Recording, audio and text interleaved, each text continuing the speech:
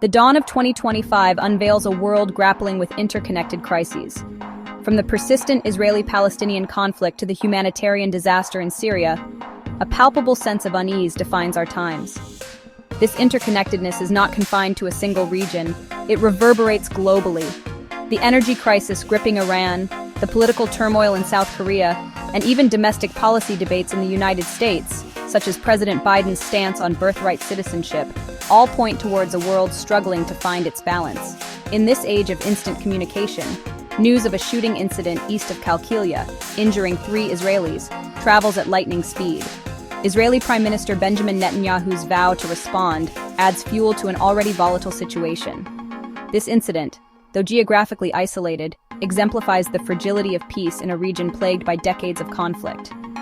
The interconnected nature of these crises demands a coordinated global response. However, the current geopolitical landscape, characterized by rising nationalism and waning multilateralism, offers little hope for a united front. As we navigate these turbulent waters, one thing is certain: the path ahead is fraught with challenges, and the need for diplomacy and dialogue has never been greater. The Israeli-Palestinian conflict, often described as the world's most intractable conflict, continues to cast a long shadow over the Middle East.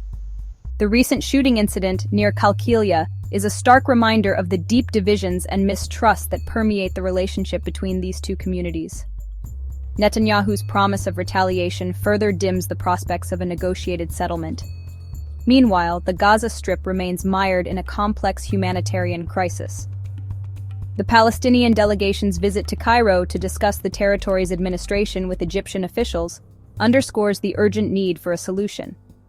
With its population trapped in a cycle of poverty and violence, Gaza stands as a stark reminder of the human cost of this enduring conflict.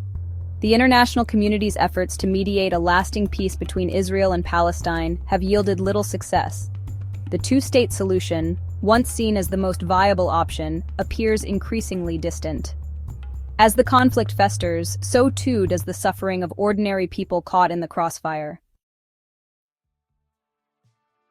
Amidst the gloom, some glimmers of hope emerge. The Biden administration's decision to ease restrictions on humanitarian aid to Syria is a welcome development. For over a decade, the Syrian people have endured unimaginable suffering. This move, while not a solution in itself, will alleviate some of the pain and hardship faced by millions. However, elsewhere, tensions continue to simmer. French President Macron's warning about Iran's nuclear program nearing a point of no return highlights the precariousness of the situation. The 2015 nuclear deal, painstakingly negotiated but later abandoned by the United States, now hangs by a thread.